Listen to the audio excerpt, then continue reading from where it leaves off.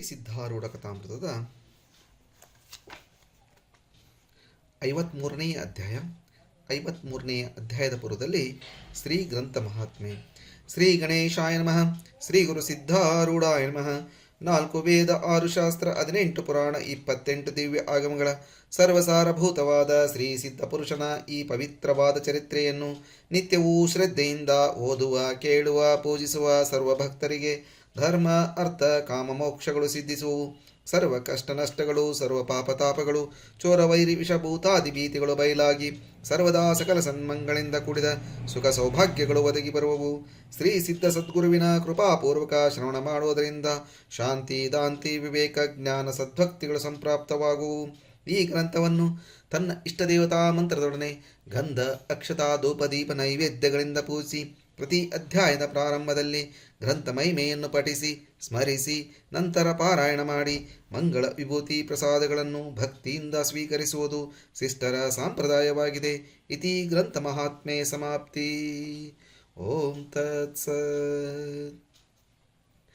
ಪ್ರೇಮ ಭಾವದಿ ಸಿದ್ಧರಾಜನ ಚಿಂತನದ ಮಾಡುತ್ತಲೇ ಆ ಮಹಿಮರತಿ ಶುಭ್ರ ರೂಪವು ತೋರುವುದು ಸರ್ವರಳು. ಸಾಗರದೊಳೆ ಮುಳುಗುತಿಹ ಭಕ್ತಳಿಗೆ ತ್ವರೆಯಿಂ ರಕ್ಷಿಸಿ ಆ ಗುರುವೆ ಮೆರೆದನು ತ್ರಿಲೋಕದಿ ತನ್ನ ಕೀರ್ತಿಯ ತುಂಬಿಸಿ. ತನ್ನ ಕೀರ್ತಿಯ ತುಂಬಿಸಿ, ತನ್ನ ಕೀರ್ತಿಯ ತುಂಬಿಸಿ. ಹೇ ವೇದ ಮಧ್ಯನೆ, ಚೈತನ್ಯತಾರನೆ, ಜಗದಾಧಾರನೆ, ನಿಖಿಲ ನಿಗಮಾಗಮ ಸಾರನೆ, ಸಗುಣಾಕಾರನಾಗಿರುವ ಸದ್ಗುರುವೇ, ನಿನಗೆ ಜಯ ಜಯಕಾರವಿರಲಿ. ನಿನ್ನ ನಾಮದಿಂದ ಈ ಸಂಸಾರದೊಳಗಿಂದ ತಾರಣವಾಗಲಿಕ್ಕೆ ಸಾಧ್ಯವಿದೆ ಎಂದು ತಿಳಿದು ನಾಮಧಾರಕನು ನಿಶ್ಚಿಂತನಾಗಿರುವನು ಮತ್ತು ನೀನು ಸಮೀಪದಲ್ಲಿಯೇ ಸದಾ ಇರುವಿಯೆಂದು ನಂಬಿರುವುದರಿಂದ ಆತನು ಮೃತ್ಯುವಿಗೆ ಸಹ ಎದರನು. ನಿಮ್ಮ ನಾಮವನ್ನು ಮುಖದಿಂದ ಉಚ್ಚರಿಸಿದ ಮಾತ್ರದಿಂದ ಎಲ್ಲ ಸಂಸಾರ ದುಃಖಗಳು ಪರಿಹಾರವಾಗುತ್ತವೆ. ನಿನ್ನನ್ನು ಚಿಂತಿಸಿದ ಮಾತ್ರದಿಂದ ನೀನು ಪ್ರಾಪ್ತನಾಗಿ ಭಕ್ತರನ್ನು ಸಂಕಟದೊಳಗಿಂದ ರಕ್ಷಿಸುವಿ. ನಿನ್ನ ಹೊರತು ರಕ್ಷಕರು ಅನ್ಯರು ಯಾರು ಇದ್ದಾರೆ? ಸಂಸಾರ ಸಾಗರದಲ್ಲಿ ಜೀವರು ಮುಳುಗುವಾಗ ಯಾರನ್ನು ಸಹಾಯಕ್ಕೆ ಕರೆಯಬೇಕೆಂದು ತಿಳಿಯಲಾರರು. ನೀನು ಅಂಥವರ ಮೇಲೆ ಕೃಪಾದೃಷ್ಟಿಯನ್ನು ಹಾಕಿದ ಕೂಡಲೇ ಅವರು ನಿನ್ನ ಗುರ್ತು ಹಿಡಿಯುತ್ತಾರೆ. ಆಮೇಲೆ ನೌಕಾರೂಪವಾಗಿರುವ ನಿನ್ನ ಚರಣಗಳನ್ನು ಹಿಡಿದು ಅವರು ಸುಖದಿಂದ ಸಂಸಾರ ಸಾಗರವನ್ನು ದಾಟುತ್ತಾರೆ. ನೀನು ಇಂಥ ದಯಾಗರನಾಗಿರುವಿ. ಏ ಶ್ರೋತಾ ಜನರುಗಳಿರ ಗಹನವಾದ ಶ್ರೀ ಸಿದ್ಧಾರೂಢರ ಚರಿತ್ರವನ್ನು ಶ್ರವಣ ಮಾಡುವಂತವರಾಗಿರಿ. ಈ ಚರಿತ್ರವನ್ನು ಕೇಳುವುದರಿಂದ ಸರ್ವ ಅಂತರ ಶಾಪಗಳು, ತಾಪಗಳು ಪರಿಹಾರವಾಗಿ ಸುಖವನ್ನು ಹೊಂದಬಹುದು. ಸಮುದ್ರ ತೀರದಲ್ಲಿ ಕುಂದಾಪುರವೆಂಬ ಒಂದು ನಗರವಿರುವುದು. ಅದರಲ್ಲಿ ಶ್ರೀಧರ ಎಂಬ ಅಭಿಧಾನವುಳ್ಳ ಒಬ್ಬ ಚತುರನಾದ ಬ್ರಾಹ್ಮಣನಿರುವನು.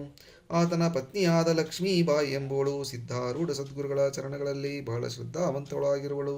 ಇವಳು ಹುಬ್ಬಳ್ಳಿಯಲ್ಲಿ ತನ್ನ ತಂದೆಯ ಮನೆಯಲ್ಲಿರುವಾಗ ಸಿದ್ಧಾರೂಢರ ಮಠಕ್ಕೆ ಹೋಗಿ ನಿತ್ಯ ಸದ್ಗುರು ದರ್ಶನವನ್ನು ತೆಗೆದುಕೊಳ್ಳುತ್ತಿದ್ದರು. ಆತನ ಚರಣಗಳು ನಿತ್ಯ ಸ್ಪರ್ಶವಾಗುತ್ತಿದ್ದುದರಿಂದ ಆ ಸದ್ಗುರುನಾಥನ ಮೇಲೆ ಅವಳಿಗೆ ಅತ್ಯಂತ ಭಕ್ತಿ ಉತ್ಪನ್ನವಾಗಿತ್ತು. ಗಂಡನ ಮನೆಗೆ ಹೋಗುವ ಸಮಯದಲ್ಲಿ ಸಿದ್ಧಾಶ್ರಮಕ್ಕೆ ಬಂದು ಸದ್ಗುರುವಿಗೆ ಭೇಟಿಯಾಗಿ ಕಣ್ಣೊಳಗಿಂದ ದುಃಖಾಸ್ತುಗಳನ್ನು ಸುರಿಸುತ್ತಾ ಪ್ರಾರ್ಥಿಸುತ್ತಾಳೆ. ಹೇ ದಯಾಳುವಾದ ಸದ್ಗುರು ತಾಯಿ, ನಿನ್ನ ಕೃಪೆಯ ಛಾಯೆಯನ್ನು ನನ್ನ ಮೇಲೆ ಹಾಕುವಂತಳಾಗು. ನಿನ್ನನ್ನು ಬಿಟ್ಟು ದೂರ ಹೋಗುವ ಕಾಲವು ಈಗ ಬಂದೊದಗಿದೆ. ನಿನ್ನ ದರ್ಶನವನ್ನು ನಿತ್ಯದಲ್ಲಿಯೂ ತೆಗೆದುಕೊಳ್ಳದೆ ಆ ಊರಿನಲ್ಲಿ ನಾನು ಹೇಗಿರಲಿ ಎಂಬ ಇದೊಂದು ಚಿಂತೆಯು ನನಗೆ ಹತ್ತಿರುತ್ತದೆ. ಹೇ ಕೃಪಾಳುವೆ, ಇದು ನೀನು ತಿಳಿದಿರುವಿ. ಈ ಪ್ರಕಾರ ಅವಳ ಕರುಣಾವಚನವನ್ನು ಕೇಳಿ ದಯಾಗನನಾದ ಸದ್ಗುರುರಾಜನು, ಹೇ ಸದ್ಭಕ್ತಳೆ, ಹಾಗಾದರೆ ನೀನು ನಿನ್ನ ಇಷ್ಟದೇವದ ನಾಮಸ್ಮರಣೆಯನ್ನು ಮಾಡು ಮತ್ತು ಸರ್ವಕಾಲ ಆತನ ಸಗುಣ ರೂಪವನ್ನೇ ಹೃದಯದಲ್ಲಿ ಧ್ಯಾನಿಸುತ್ತಿರು. ಇದರಿಂದ ನೀನು ಸಮಾಧಾನ ಹೊಂದುವಿ ಮತ್ತು ಆತನೇ ಸಂಕಟದಲ್ಲಿ ಬಂದು ನಿನ್ನನ್ನು ರಕ್ಷಿಸುವನು. ಈ ವಿಷಯದಲ್ಲಿ ಸರ್ವತಾ ಸಂಶಯವನ್ನು ಇರಿಯಬೇಡ ಎಂದು ನುಡಿದದ್ದು ಕೇಳಿ ಲಕ್ಷ್ಮೀಬಾಯಿಯು ಹೃದಯದಲ್ಲಿ ಆನಂದ ತುಂಬಿತು. ಅವಳು ಪುನಃ ಸದ್ಗುರುರಾಯನ ಚರಣಗಳನ್ನು ಹಿಡಿದು, ಹೇ ದೀನನಾಥ, ನನ್ನ ಮೇಲೆ ದಯವಿರಲಿ, ನಿನ್ನ ಚರಣ ದರ್ಶನಕ್ಕೆ ಬೇಗನೆ ಕರೆಸಿಕೊಳ್ಳಬೇಕು ಎಂದು ಅನ್ನುವಾಗ ಆಕೆ ಕಣ್ಣೊಳಗಿಂದ ನೀರು ಸುರಿಯುತ್ತಿದ್ದವು. ಅನಂತರ ಪತಿ ಗೃಹಕ್ಕೆ ಹೊರಟಳು. ತಾಯಿ ತಂದೆಗಳನ್ನು ಬಿಟ್ಟು ಹೋಗುತ್ತೇನೆಂದು ಆಕೆಗೆ ಚಿಂತೆಯಾಗಲಿಲ್ಲ. ಸದ್ಗುರು ತಾಯಿಯ ವಿಯೋಗವಾಗುವುದೆಂಬುದರ ದಿಸೆಯಿಂದ ಅವಳು ಬಹು ಕಳವಳಗೊಳ್ಳುತ್ತಳು. ಗಂಡನ ಮನೆಗೆ ಹೋಗಿ ಲಕ್ಷ್ಮೀಬಾಯಿಯು ಸಿದ್ಧ ಚಿಂತನ ಮಾಡುತ್ತಾ ಆತನ ರೂಪವನ್ನು ಹೃದಯದಲ್ಲಿ ನಿತ್ಯ ಧ್ಯಾನಿಸುತ್ತಾ ಇರುತ್ತಿದ್ದಳು. ಪ್ರೇಮದಿಂದ ಪತಿ ಸೇವೆಯನ್ನು ಮಾಡುತ್ತಿದ್ದಳು. ಹೀಗಿರುತ್ತಾ ಶಿವರಾತ್ರಿ ಉತ್ಸವವು ಸಮೀಪ ಬಂದಿರುವಾಗ ಲಕ್ಷ್ಮೀಬಾಯಿಯು ಒಂದಾನೊಂದು ದಿವಸ ಪತಿಯನ್ನು ಕುರಿತು ಅನ್ನುತ್ತಾಳೆ, ಹೇ ನಾಥ, ನನ್ನ ವಚನವನ್ನು ಕೇಳುವಂತವರಾಗಿರಿ. ಶ್ರೀ ಸಿದ್ಧಾರೂಢ ಸದ್ಗುರುರಾಯರೆಂಬ ಯತಿವರರು ಹುಬ್ಬಳ್ಳಿಯೊಳಗಿರುತ್ತಾರೆ. ಶಿವರಾತ್ರಿ ಸಮಯದಲ್ಲಿ ಅವರ ಮಠದಲ್ಲಿ ಮಹೋತ್ಸವ ಕಾರ್ಯವು ನಡೆಯುವುದು. ಆಗ ಅನೇಕ ದೇಶಗಳಿಂದ ಭಕ್ತಜನರು ಬರುವರು. ಹರಿದಾಸರು ಬಂದು ನಿತ್ಯ ಕೀರ್ತನೆ ಮಾಡುವರು.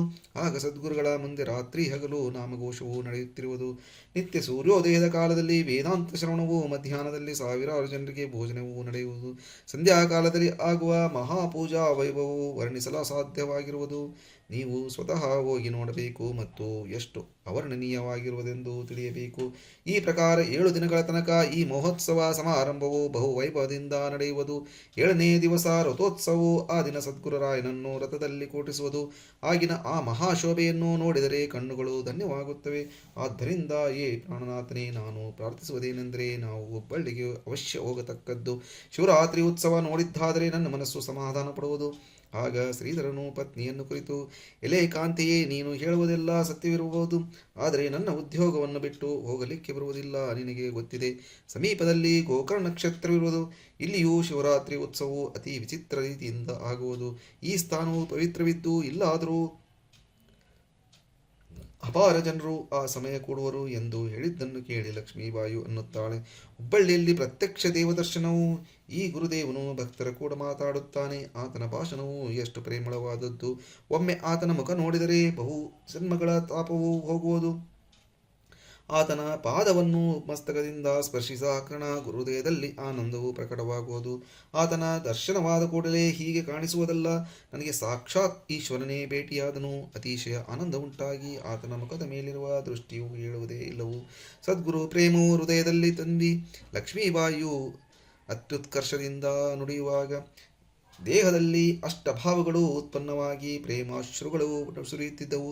ಆಕೆಯ ಪ್ರೇಮೋತ್ಕರ್ಷವನ್ನು ನೋಡಿ ಶ್ರೀಧರನು ಮನಸ್ಸು ಕರಗಿದಂಥವನಾಗಿ ಅವಳನ್ನು ಕುರಿತು ಈ ಪ್ರಕಾರ, ನಿನ್ನ ಉತ್ಕಟ ಇಚ್ಛೆ ಇರುವುದಾದರೆ ನಾವು ಹುಬ್ಬಳ್ಳಿಗೆ ಹೋಗೋಣ. ಮುಂದಿನ ಶುಕ್ರವಾರ ದಿವಸ ಆಗ ಬೋಟಿಯ ಮೇಲೆ ಕೂಡೋಣ ಎಂದು ಅಂದ ವಚನವು ಅಮೃತ ಸಮಾನವಾಗಿ ಆಕೆಯ ಕರ್ಣದಲ್ಲಿ ಪ್ರವೇಶಿಸಿತು. ಅನಂತರ ಎಲ್ಲ ಸಿದ್ಧ ಮಾಡಿಕೊಂಡು ಆಗ ಬೋಟಿಯಲ್ಲಿ ಕುಳಿತರು. ಆ ಸಮಯದಲ್ಲಿ ಲಕ್ಷ್ಮೀಬಾಯಿ ಹೃದಯೊಳಗಿಂದ ಉಲ್ಲಾಸ ಹೆಚ್ಚಿತು. ಅವಳು ಹಗಲು ರಾತ್ರಿ ಸಿದ್ಧನಾಮವನ್ನು ಜಪಿಸುತ್ತಿದ್ದು ಸರ್ವತ್ರ ಆ ಸದ್ಗುರುವೇ ಅವಳಿಗೆ ಭಾವಿಸುತ್ತಿದ್ದನು. ಸಮುದ್ರದಲ್ಲಿ ತೆರೆಗಳು ಬರುವುದನ್ನು ನೋಡಿ ಲಕ್ಷ್ಮೀಬಾಯಿಯು ಇವು ಸಿದ್ಧ ಪ್ರೇಮದಿಂದ ಉಕ್ಕುತ್ತದೆ ಎನ್ನುವಳು. ಆಗ ಬೋಟಿ ಯಂತ್ರೋಘೋಷವನ್ನು ಕೇಳಿ ಸದ್ಗುರು ಪೂಜಾ ಕಾಲದಲ್ಲಿ ಭಕ್ತರು ದರ್ಶಿಸುತ್ತಾರೆ ಎಂದು ನುಡಿಯುವಳು. ನಾವೆಯೊಳಗೆ ಸಾವಿರಾರು ಜನರನ್ನು ನೋಡಿ ಇವರೆಲ್ಲ ಶ್ರೀ ಸಿದ್ಧಾರೂಢ ಉತ್ಸವಕ್ಕೆ ಹೋಗುವರು ಎಂದು ಮಾತಾಡುವಳು. ಈ ಪ್ರಕಾರ ಪ್ರೇಮವನ್ನು ಚಿತ್ತದಲ್ಲಿ ಧರಿಸಿ ಲಕ್ಷ್ಮೀಬಾಯಿಯ ದೇಹ ವಿಸ್ಮೃತಿಯನ್ನು ಹೊಂದುವಳು. ಅತಿ ವೇಗದಿಂದ ಅಡಗು ನಡೆಯುತ್ತಿರುವಾಗ ಎದುರಿನಿಂದ ಮತ್ತೊಂದು ಉಗಿ ಅಡಗವು ಬರುತ್ತಿದ್ದು ಅಕಸ್ಮಾತಾಗಿ ಅವು ಒಂದಕ್ಕೊಂದು ಬಡೆದು ಮಹಾಭಯಂಕರವಾದ ಗುಡುಗಿನಂಥ ಶಬ್ದವಾಯಿತು. ಲಕ್ಷ್ಮೀಬಾಯು ಇದ್ದ ಅಡಗು ಒಡೆದು ತೂಗಾಡಲಿಕ್ಕೆ ಆರಂಭಿಸಿತು. ಜನರೆಲ್ಲ ಭಯದಿಂದ ತರತರನೆ ನಡುಗುತ್ತಾ ಈ ನಾವಿಯು ಮುಳುಗಿತು ಎಂದು ಕೂಗಲಿಕ್ಕೆ ಆರಂಭಿಸಿದರು. ಹುಚ್ಚು ಹಿಡಿದವರಂತ ಎಲ್ಲರೂ ಹತ್ತಿತ್ತ ಓಡಾಡುತ್ತಿದ್ದರು. ಮಕ್ಕಳು ಮರಿ ಕಟ್ಟಿಕೊಂಡು ಸರ್ವರು ಮತ್ತೊಂದು ಹಡಗದ ಮೇಲೆ ಓಡುತ್ತಿದ್ದರು. ಬಡದ ಸಪ್ಪಳ ಕೇಳಿದಾಕ್ಷಣ ಶ್ರೀಧರರು ಅತ್ಯಂತ ಗಾಬರಿಯಾಗಿ ತನ್ನ ಪ್ರಿಯ ಕಾಂತೆಯನ್ನು ಮರೆತು ಬಿಟ್ಟು ಮತ್ತೊಂದು ನಾವಿಗೆ ಓಡಿದನು. ಅಲ್ಲಿ ಒಬ್ಬ ಮಿತ್ರರು ಶ್ರೀಧರನನ್ನು ನೋಡಿ, ಸ್ತ್ರೀಯನ್ನು ಬಿಟ್ಟು ಯಾಕೆ ಬಂದಿ ಎಂದು ಕೇಳಿದ್ದಕ್ಕೆ ಆತನು, ನನ್ನ ಜೀವವೇ ಹೋಗುವ ಕಾಲದಲ್ಲಿ ಅವಳ ಕಡೆಯಲ್ಲಿ ನೋಡುತ್ತೇನೆ. ನಾನು ಇವತ್ತು ಬದುಕಿದರೆ ಮತ್ತೊಬ್ಬ ಸ್ತ್ರೀ ಬರುವುದು, ಸಹಜವಾಗಿ ಬರುವಳು. ನಾನೇ ಸತ್ತರೆ ಅವಳು ಬದುಕಿಯಾದರೂ ಏನು ಉಪಯೋಗ ಎಂದು ಉತ್ತರ ಕೊಟ್ಟನು. ಇತ್ತ ಆ ಹಡಗು ಮುಳುಗಲಿಕ್ಕೆ ಹತ್ತಿ ತೂಗುತ್ತಾ ಸಾವಕಾಶವಾಗಿ ನೀರೊಳಗೆ ಇಳಿಯಿತು. ಲಕ್ಷ್ಮೀಬಾಯಿಯು ನೋಡುವಾಗ ಪತಿಯು ಎಲ್ಲಿಯೂ ಕಾಣಿಸಲಿಲ್ಲ. ಜನರೆಲ್ಲರೂ ಓಡುವುದು, ಒಬ್ಬರ ಮೇಲೊಬ್ಬರು ಬೀಳುವರು. ಮತ್ತೊಂದು ನಾವಿಯ ಮೇಲೆ ಹೋಗಲಿಕ್ಕೆ ಲಕ್ಷ್ಮೀಬಾಯಿಗೆ ಎಲ್ಲಿಯೂ ದಾರಿ ಸಿಗದಂತಾಯಿತು. ಸಿದ್ಧನಾಮವನ್ನು ಮುಖದಿಂದ ಉಚ್ಚರಿಸುತ್ತಾ ಎಲ್ಲ ಕಡೆಗಳಲ್ಲಿಯೂ ಗಂಡನನ್ನು ಹುಡುಕುತ್ತಾ ಇರುವಾಗ ಅಕಸ್ಮಾತಾಗಿ ಲಕ್ಷ್ಮೀಬಾಯಿಯು ಒಂದು ಸಣ್ಣ ಮಗು ತನ್ನ ಸಮೀಪವೇ ಬಿದ್ದಿರುವುದನ್ನು ಕಂಡಳು. ಅದನ್ನು ಯಾರೋ ಬಿಟ್ಟು ಹೋಗಿರುವರೆಂದು ತಿಳಿದು ಬಹು ದಯಾವುಳ್ಳವಳಾಗಿ ಆ ಕೂಸನ್ನು ಎತ್ತಿಕೊಂಡಳು. ತನ್ನ ಮರಣದ ಭಯವನ್ನಾದರೂ ಹಿಡಿಯದೆ ದಯಾಗರಳಾದ ಲಕ್ಷ್ಮೀಬಾಯಿಯು ಆ ಕೂಸನ್ನು ಎತ್ತಿಕೊಳ್ಳುತ್ತಿರುವಾಗ ಸುತ್ತಮುತ್ತ ಸುತ್ತಮುತ್ತಲೆಲ್ಲ ಜಲಮಯವಾಯಿತು. ನಾವಿಯು ನೀರೊಳಗೆ ಮುಳುಗಿತು. ಅದರ ಮೇಲಿದ್ದ ಇತರ ಜನರೆಲ್ಲ ಮತ್ತೊಂದು ಅಡಗದ ಮೇಲೆ ಹೋಗಿದ್ದು ಲಕ್ಷ್ಮೀಬಾಯಿ ಒಬ್ಬಳೇ ಉಳಿದಳು. ಇಷ್ಟರಲ್ಲಿ ಮತ್ತೊಂದು ನಾವಿಗೆ ಹತ್ತಲಿಕ್ಕೆ ಇದ್ದಂಥ ನಿಚ್ಚಣಿಕೆಯೂ ಸಹ ಅಕಸ್ಮಾತಾಗಿ ಕದ್ಕೊಂಡು ಬಿತ್ತು. ಲಕ್ಷ್ಮೀಬಾಯಿಗೆ ತಪ್ಪಿಸಿಕೊಂಡು ಹೋಗಲಿಕ್ಕೆ ಸಹ ಉಪಾಯವಿಲ್ಲದೆ ಮುಳುಗುವ ಅಡಗದ ಮೇಲೆ ಸಿಕ್ಕಿಬಿದ್ದಳು. ಆಕೆಯ ಸುತ್ತಲೂ ನೀರು ಏರುತ್ತಾ ಟೊಂಕ ನಾಭಿ ತನಕ ಬಂತು. ಆಗ ಲಕ್ಷ್ಮೀಬಾಯಿಯು ಕೂಸನ್ನು ಎತ್ತಿ ಹಿಡಿದು ಸದ್ಗುರುವಿಗೆ ಕೂಗಿ ಕರೆಯುತ್ತಾಳೆ. ಹೇ ಸದ್ಗುರುನಾಥನೇ, ದಯಾನಿಧಿಯೇ, ನನ್ನನ್ನು ಯಾಕೆ ಈ ಸಮುದ್ರದೊಳಗೆ ಬಿಟ್ಟಿರುವಿ? ನಾನು ನೀರೊಳಗೆ ಉಳಿದನು. ಎಲ್ಲಿಯೂ ತಪ್ಪಿಸಿಕೊಂಡು ಹೋಗಲಿಕ್ಕೆ ದಾರಿಯಿಲ್ಲ. ನನ್ನ ಪತಿಯಾದರೂ ಸಮೀಪದಲ್ಲಿಲ್ಲ. ಈ ಸಮಯದಲ್ಲಿ ಎಲ್ಲಿ ಹೋದ ನಂತಲೂ ತಿಳಿಯಲಾರೆ. ಮತ್ತೊಂದು ಅಡಗಾದರೂ ದೂರವಾಯಿತು. ಈಗ ನಾನೇನು ಮಾಡಲಿ? ಈ ಕೂಸನ್ನು ಬದುಕಿಸಲಿಕ್ಕೆ ನೋಡಿ ನಾನು ಅಕಸ್ಮಾತಾಗಿ ಹಿಂದುಳಿದೆ. ನಿನ್ನ ಹೊರತು ನನಗೆ ಯಾವ ರಕ್ಷಕರಿರುವರು? ನೀವೇ ನೋಡು. ನನ್ನ ದಶೆಯಿಂದ ನೀನು ಬೇಸತ್ತಿರುವರೆ ಆದರೆ ಈ ಮಗುವಿಗೆ ಮೇಲೆಯಾದರೂ ಕೃಪೆ ಇರಲಿ. ಹೇ ದಯಾಳನೆ, ಬೇಗನೆ ಬಂದು ಇಂಥ ಸಮಯದಲ್ಲಿ ನಮ್ಮನ್ನು ರಕ್ಷಿಸು, ರಕ್ಷಿಸು. ಈ ಪ್ರಕಾರ ಕರುಣಾವಚನವನ್ನು ಕೇಳಿ ತತ್ಕಾಲ ಆ ಸಿದ್ಧ ದಯಾಗನನು ಪ್ರಾಪ್ತನಾಗುತ್ತನಾದನು. ಒಂದು ಸಣ್ಣ ದೋಣಿಯಲ್ಲಿ ಕುಳಿತುಕೊಂಡು ಬೇಗನೆ ಅವಳ ಹತ್ತಿರ ಬಂದನು. ಅವನ ಕೈಯಲ್ಲಿ ಲಕ್ಷ್ಮೀಬಾಯಿಯು ಆ ಕೂಸನ್ನು ಕೊಟ್ಟಳು. ಅದನ್ನು ತೆಗೆದುಕೊಂಡು ದೋಣಿಯಲ್ಲಿ ಮುಳುಗಿಸಿ ಆಮೇಲೆ ಸದ್ಗುರು ಲಕ್ಷ್ಮೀಬಾಯಿಯ ಕೈ ಹಿಡಿದು ಅವಳನ್ನು ಬೇಗನೆ ಎತ್ತಿಕೊಂಡು ದೋಣಿಯೊಳಗೆ ಕೂಡಿಸಿದನು. ಈ ದೋಣಿ ಬರುವುದನ್ನು ನೋಡಿ ಉಗಿ ಅಡಗು ನಿಂತಿತು. ಆಗ ಲಕ್ಷ್ಮೀಬಾಯಿಯು ಕೂಸನ್ನು ತೆಗೆದುಕೊಂಡು ಅದರ ಮೇಲೆ ಹತ್ತಿದಳು. ಆಗ ಏನು ಚಮತ್ಕಾರ ಆಯಿತೆಂದರೆ ದೋಣಿಯು ಅದರಲ್ಲಿದ್ದ ಸದ್ಗುರುನಾಥನು ಅದೃಶ್ಯರಾದರು. ಇದನ್ನು ನೋಡಿ ಎಲ್ಲರೂ ಬಹು ಆಶ್ಚರ್ಯಪಟ್ಟರು. ಯಾರಿಗೂ ಆತನ ಮಾಯ ತಿಳಿಯಲಾಗದು. ಆಗ ಆ ಕೂಸಿನ ತಾಯಿಯು ಬಂದು ಲಕ್ಷ್ಮೀಬಾಯಿಯ ಕಾಲಿಗೆ ಬಿದ್ದು, ನೀನು ಅಕಸ್ಮಾತ್ ದೇವಿಯೇ, ನನ್ನ ಕೂಸನ್ನು ರಕ್ಷಿಸಲಿಕ್ಕೆ ಪ್ರಾಪ್ತಳಾದಿ ಎಂದು ಹೇಳಿದ ಕೂಡಲೇ ಲಕ್ಷ್ಮೀಬಾಯಿಯು ಕೂಸನ್ನು ತಾಯಿಯ ಕೈಯಲ್ಲಿ ಕೊಟ್ಟು ತನ್ನ ಪತಿಯನ್ನು ಹುಡುಕಲಿಕ್ಕೆ ಆರಂಭಿಸಿದಳು. ಶ್ರೀಧರ ಮನಸ್ಸಿನಲ್ಲಿ ಬಹಳ ನಾಚಿಕೆಯಿಂದ ಎಲ್ಲಿಯೋ ಅಡಗಿ ಕುಳಿತಿದ್ದನು. ಆಮೇಲೆ ಒಬ್ಬರು ಅವನನ್ನು ಹಿಡಿದುಕೊಂಡು ಬಂದರು. ಪತಿಯನ್ನು ನೋಡಿದಾಕ್ಷಣ ಲಕ್ಷ್ಮೀಬಾಯಿಯು ಬಹು ದೀನಭಾವದಿಂದ ಆತನ ಚರಣಗಳನ್ನು ಹಿಡಿದು, ನೋಡಿರಿ, ಸದ್ಗುರುನಾಥನು ಓಡಿ ಬಂದು ನನ್ನನ್ನು ರಕ್ಷಿಸಿದನು. ಅವನು ಅನಾಥರ ದಿಶೆಯಂತೆ ಬಹಳ ದಯಾಳು ಇದ್ದಾನೆ. ನಿಮ್ಮನ್ನಾದರೂ ಆತನೇ ರಕ್ಷಿಸಿರುವನು ಎಂದು ಸದ್ಗದಿತಳಾಗಿ ನುಡಿದಳು. ಆಕೆಯ ಪ್ರೇಮಾನಂದವನ್ನು ನೋಡಿ ಸರ್ವರ ಅಂತಃಕರಣವು ದ್ರವಿಸಿ ಅಲ್ಲಿರುವ ಪ್ರೇಮಳ ಜನರೆಲ್ಲರಿಗೂ ನೇತ್ರಗಳಿಂದ ಭಾಷ್ಯಗಳು ಸುರಿಯುತ್ತಿದ್ದವು. ಅನಂತರ ಅವಳು ತನ್ನ ಪತಿಯನ್ನು ಕುರಿತು ಎಲ್ಲ ವೃತ್ತಾಂತವನ್ನು ಹೇಳಿದಳು. ಆದರೆ ಅವನಿಗೆ ಏನೇನೂ ದೂಷಣ ಕೊಡಲಿಲ್ಲ. ಇದನ್ನೆಲ್ಲ ಕೇಳಿ ಶ್ರೀಧರನು, ದೈವಯೋಗದಿಂದ ನಿನಗೆ ಭೇಟಿಯಾಗಿ ನಾನು ಧನ್ಯಭಾವವನ್ನು ಹೊಂದಿದೆನು. ನಿನ್ನ ಸಂಕಟ ಕಾಲದಲ್ಲಿ ದುಷ್ಟಮತಿಯಾದ ನಾನು ನಿನ್ನನ್ನು ಬಿಟ್ಟು ಹೋಗಿದ್ದೇನು ಎಂದು ನುಡಿದನು. ಪತಿಯ ವಚನವನ್ನು ಕೇಳಿ ಲಕ್ಷ್ಮೀಬಾಯಿಯು ಅವನು ಸಂತೈಸಿ, ನೀವು ಬದುಕಿದರೆಂದು ನನಗೆ ಬಹಳ ಆನಂದವಾಯಿತು. ಆ ಸದ್ಗುರುವೇ ನಿಮಗಾದರೂ ಪ್ರಾಪ್ತರಾದರೆಂದೆಲ್ಲ ನಮಗೇನು ಸಂಶಯ ತೋರುವುದಿಲ್ಲ. ನನಗೂ ಆತನೇ ಇಲ್ಲಿಯವರೆಗೆ ತಂದು ಆಮೇಲೆ ಅದೃಶ್ಯನಾದನು. ಆತನ ಮಾಯಾ ನಮಗೆ ತಿಳಿಯದು ಅಂದಳು. ಅಡಗದಿಂದ ಗೋವೆ ಪ್ರಾಂತದಲ್ಲಿ ಇಳಿದು ಆ ದಂಪತಿಗಳು ಗಾಡಿ ಹತ್ತಿ ಹುಬ್ಬಳ್ಳಿಗೆ ಬಂದು ಶ್ರೀ ಸಿದ್ಧಾರೂಢನು ಭೇಟಿಯಾಗುವಾಗ ಹೃದಯದಲ್ಲಿ ಇಡಿಸಲಾರದಂಥ ಪ್ರೇಮವು ಹುಕ್ಕಿ ಹುಕ್ಕಿ ಬಂತು. ಸದ್ಗುರುಗಳನ್ನು ನೋಡಿ ಲಕ್ಷ್ಮೀಬಾಯಿಗೆ ಪ್ರೇಮವು ಸಾವರಿಸಿಕೊಳ್ಳಲಾಗದೆ ದಾರಿಯಲ್ಲಿ ನಡೆದ ವೃತ್ತಾಂತ ಅವರಿಗೆ ನಿವೇದಿಸುತ್ತಿರುವಾಗ ಕಣ್ಣೊಳಗಿಂದ ನೀರು ಸುರಿಸುತ್ತಿದ್ದಳು. ಸದ್ಗುರುನಾಥನು ಎಲ್ಲ ವೃತ್ತಾಂತವನ್ನು ಕೇಳಿ, ಲಕ್ಷ್ಮೀಬಾಯಿಯೇ, ನೀನು ಧನ್ಯದಳು. ಆ ದಯಾಗನರ ಸ್ಮರಣೆ ಮಾಡಿದ ಕೂಡಲೇ ಆತನು ಬಂದು ನಿನಗೆ ಪ್ರಾಪ್ತನಾದನು. ಅಂತರ್ಯಾಮಿಯಾಗಿರುವ ಆ ಸದ್ಗುರುನಾಥನು ನಿನ್ನ ಸಂಕಟದಲ್ಲಿ ಒದಗಿದನು ಎಂದು ಆ ಕೃಪಾವಂತನು ನುಡಿದದ್ದು ಕೇಳಿ ಅವಳು ಸಮಾಧಾನ ಹೊಂದಿದಳು. ಆಗ ಸದ್ಗುರುಗಳನ್ನು ಕುರಿತು ಲಕ್ಷ್ಮೀಬಾಯಿಯು, ಹೇ ಸದ್ಗುರುನಾಥನೇ, ಈಗ ತಿರುಗಿ ಇಲ್ಲಿಂದ ಹೋಗಬಾರದೆಂದು ಅನಿಸುವುದು. ನೀನು ಕೃಪಾ ಮಾಡಿದೆ ಎಂದರೆ ನಾವು ತಿರುಗಿ ಊರಿಗೆ ಹೋಗುವುದಿಲ್ಲ ಎಂದು ಹೇಳಿದ್ದನ್ನು ಕೇಳಿ ಸಿದ್ಧರಾಯರು, ಉತ್ಸವ ಕಾರ್ಯ ತೀರಿದ ಬಳಿಕ ನೀವು ನಿಮ್ಮೂರಿಗೆ ಹೋಗಿ ನಿರ್ಭಯರಾಗಿ ಅಲ್ಲೇ ಇರ್ರಿ. ನಾಮಸ್ಮರಣೆ ಮಾಡುವುದರಿಂದ ಯಾವ ಆನಂದ ಉತ್ಪನ್ನವಾಗುವುದೋ ಅದು ಸ್ನಾನಭೇದವಾಗುವುದರಿಂದ ಕಡಿಮೆಯಾಗುವುದಿಲ್ಲ. ಅಂಥ ಪವಿತ್ರವಾದ ಸುಖವನ್ನು ಭೋಗಿಸುತ್ತಿದ್ದರೆ ನಿಮಗೆ ಸರ್ವ ರೀತಿಯಿಂದ ಕಲ್ಯಾಣವಾಗುವುದು ಎಂದು ಅಂದ ಸದ್ಗುರು ವಚನವನ್ನು ಕೇಳಿ ಲಕ್ಷ್ಮೀಬಾಯಿಯು ಮನಸ್ಸು ಕಾಂತಿಯನ್ನು ಹೊಂದಿತು.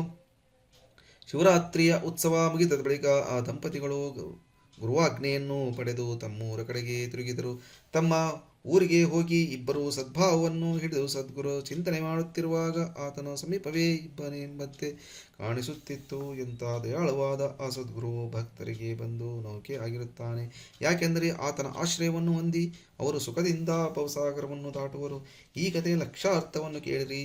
ಶ್ರೀಧರನು ಜೀವನು, ಆತನ ಪತ್ನಿಯು ಸದ್ಭಕ್ತಿ ಇದ್ದು ಸದ್ಗುರುನಾಥನು ಆಕೆಯನ್ನು ಜೀವನ ಕಡೆಗೆ ಕಳುಹಿಸಿದನು. ಅವರಿಬ್ಬರೂ ಸದ್ಗುರುನಾಥನ ಪಾದಕ್ಕೆ ಮುಟ್ಟಬೇಕಾದರೆ ಭವಸಾಗರವನ್ನು ದಾಟಬೇಕಾಗಿರುವುದು. ಆದರೆ ಆಸಕ್ತಿ ಎಂಬ ನಾವಿಯ ಮೇಲೆ ಕುಳಿತುಕೊಂಡ ಭವಾಬ್ಬಿಯನ್ನು ದಾಟಲಿಕ್ಕೆ ನೋಡುವರು.